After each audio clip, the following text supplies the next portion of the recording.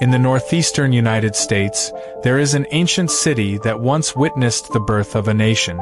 Philadelphia, the city of the Founding Fathers, where the Declaration of Independence was signed. A city known for the Liberty Bell, historic cobblestone streets, and the timeless spirit of freedom. But behind the bustling Reading Terminal Market, the grandeur of Independence Hall, and the modern spirit of skyscrapers, there is another side that is rarely highlighted. In narrow alleys, under bridges, in the corners of city parks, who have lost their place, lost their voice, sometimes even their name.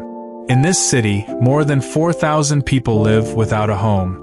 And that number is just the surface of a much deeper story. The homeless in Philadelphia are more than just statistic. They are part of this city, its history, its struggles, and its future. In the next 30 minutes, we will try to listen to them. Not to judge, not to pity, but to understand. Because behind every forgotten face, there's a story worth hearing. Philadelphia's homelessness crisis is nothing new. But in the past few years, it's gone from urgent to urgent. Every night, an estimated 4,000 people are homeless in this city. Of those, about 1,200 are actually living on the streets, not in shelters, not in emergency facilities, but on sidewalks, in parks, under bridges. And that's just the numbers. Many more live in what's called hidden homelessness, sleeping on friends' couches, in cars, or in places that aren't even home. Who are they? Former factory workers who've lost their jobs. Veterans who've returned with unseen trauma. LGBTQ+ teens who've been kicked out of their homes. Single mothers who can't afford the rent. Even children. None of them dreamed of a life like this. But the economic crisis, the lack of affordable housing, the mental health crisis, and the opioid epidemic, all of which are converging to create a perfect storm. In Philadelphia, rents are rising faster than incomes. Affordable housing is becoming scarce. And social assistance is often too late or inadequate. More than a housing issue, homelessness is a reflection of deep-rooted systemic inequality. It's not about people who don't work. It's not about life choices. It's about opportunity, uneven. When housing becomes a luxury, homelessness can happen to anyone, even those who, yesterday, looked like us. Imagine waking up every morning with no roof over your head, no alarm clock, no hot coffee, no bathroom, just the sky and the cold that seeps into your bones. On the streets of Philadelphia, routine isn't about work or school. It's about survival. Mornings start with finding a safe place to relieve yourself. Maybe it's the public library. Maybe it's a fast food restaurant, if the staff is friendly enough. Then it's on to the hunt for lunch. Long lines at soup kitchens, leftovers from the local church, or simply hoping for the mercy of passers-by. Every step on the street carries a risk. Losing belongings, being stolen while sleeping, being accosted by the police, or on the contrary, being completely ignored. Sleep is never restful. Sometimes on a park bench, sometimes on the corner of the sidewalk with cardboard as a mat. In winter, the air can kill silently. And in summer, dehydration strikes without warning. Those who live on the street are not just homeless. They are also losing their sense of security, their privacy, their dignity. Many try to maintain their appearance, still showering at shelters, combing their hair, holding on to the remnants of self-respect. But it's hard when people look at you suspiciously or turn away as if you don't exist. We talk as if the homeless have one face. In fact, there are thousands of faces and thousands of stories. Amidst the traffic and hustle and bustle of the city, their lives go by slowly. Sometimes they don't go by at all. But what hurts the most is not hunger or cold, not the lack of a bed. What hurts the most is when no one sees them, when they are considered non-existent. Philadelphia is not standing still. Amid the growing crisis, efforts are underway to stem the tide of homelessness. Across the city, there are emergency shelters. Shelters that open their doors to those who have no other options. Each night, hundreds of beds are filled. But each night, many are forced to sleep outside because of limited capacity.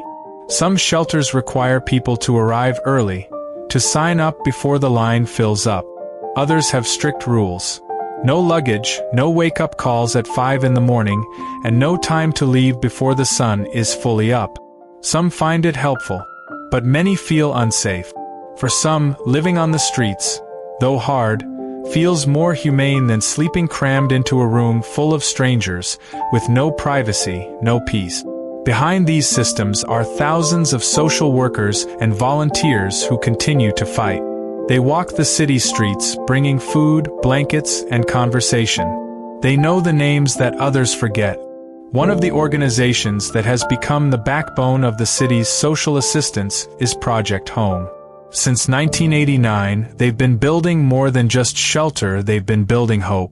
They believe in the principle of housing first, that the basic need for shelter comes first, before talking about jobs, therapy, or rehabilitation.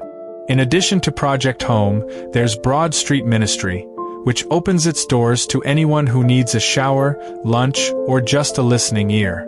But it's not enough. The system works hard, but it faces enormous challenges. Limited budgets, slow bureaucracy, and deep-rooted social stigma. Many are denied shelter because they have pets. Others are turned away because of untreated mental health issues. And still others don't meet the chronically homeless criteria, and are therefore not a priority. When help is conditional on criteria and categories, many fall through the cracks of the system. On paper, help is available, but in the real world, not everyone who needs it can access it. And while the waiting process goes on, life on the streets goes on. Without a break, without security, without a home. In the northern corner of Philadelphia, there's a neighborhood called Kensington. There, the homeless crisis meets a darker one, the opioid epidemic. Some call it Ground Zero for America's drug crisis. Its sidewalks are littered with syringes like fallen leaves. In its alleys, bodies hunched over, lost between pain and temporary euphoria. Among them, many have not only lost their homes, but also lost control of their bodies and mind. Opioid addiction often begins in unlikely places. Prescription painkillers, work injuries, or past trauma. But once inside, few can get out without help. And that help rarely comes in a timely manner. The city's mental health system, like so many others, is understaffed, underfunded, and full of waiting lists. Many of the homeless suffer from mental illnesses: schizophrenia, PTSD, bipolar disorder, major depression. But without a permanent address, without insurance, and without identification, they can't access therapy or treatment. As a result, many are left wandering with wounds that never heal. And that's where street drugs offer a brief escape, albeit at a high cost. Drug addiction and mental illness aren't the only causes of homelessness, but they compound the situation, binding people in a cycle that's harder to break. And when someone loses control of their mind, society often backs down. Stigma takes over sympathy. We're quicker to judge than to understand.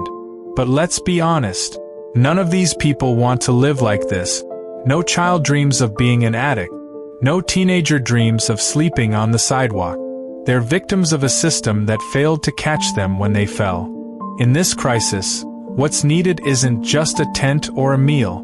It's access to rehabilitation, psychological support, and most importantly, a chance to heal. Because everyone deserves to heal. And every wound, even the invisible ones, deserves to be treated with love and respect. Amid the darkness of Philadelphia's homeless crisis, there is a light, a small one, but it's not extinguished. Because this city is not just a place where people lose hope. It's also a place where hope begins to build back, slowly. One of the biggest breakthroughs has come from a simple but revolutionary principle: housing first. This approach doesn't wait for someone to recover to be housed. It provides housing first, because housing is the foundation of recovery. Organizations like Project Home, Pathways to Housing PA, and Valley Youth House have proven that when people are housed stably, they are better able to overcome addiction, access treatment, and find work. In neighborhoods like Francis House of Peace, formerly homeless people now live in their own tiny apartment. They have keys, doors, names on the mailboxes, and with that comes dignity. Beyond housing, there are social innovations, like Broad Street Ministry, which isn't just giving out food, it's creating a space where people are called by their names. There, relationships are built. Trust is cultivated. Mobile clinics reach those who can't get to the hospital, bringing doctors, nurses, and counselors to city sidewalk. There are also job training programs, micro-businesses run by formerly homeless people, and transitional community models that emphasize collaboration, not handouts. And perhaps most powerfully are the stories of recovery. Derek, a former opioid user, is now a rehabilitation counselor. Lena, who lived in a tent for 3 years, now owns a small catering business and employs other homeless people. They are proof that recovery is possible. But what they need is not pity. What they need is opportunity. Because behind every tent, there is someone waiting to be lifted up. Behind every dark story, there is the potential for a brighter, new chapter. And in the city that was once the birthplace of freedom, maybe it's time for Philadelphia to once again be the birthplace of hope. Not just for the nation, but for every human being, especially the most forgotten. Along the streets of Philadelphia, from downtown to the hidden corners of Kensington, there are thousands of stories that play out unnoticed. They don't make the headlines, they don't trend, but they are real, and they are part of us. Homelessness is not just about losing a place to live. It is a cracked mirror of our system, a mirror that shows how easily someone can fall and how hard it is to get back up. We might ask, why don't they just get a job? Or, isn't there help? But the more honest question is, how can we live comfortably when so many are sleeping on the sidewalk? Maybe those on the streets aren't just others. They could be us or someone we know, who has had an accident, lost a job, been dumped, or fallen into depression. Because in life, the distance between home and homeless is often just one disaster. So what can we do?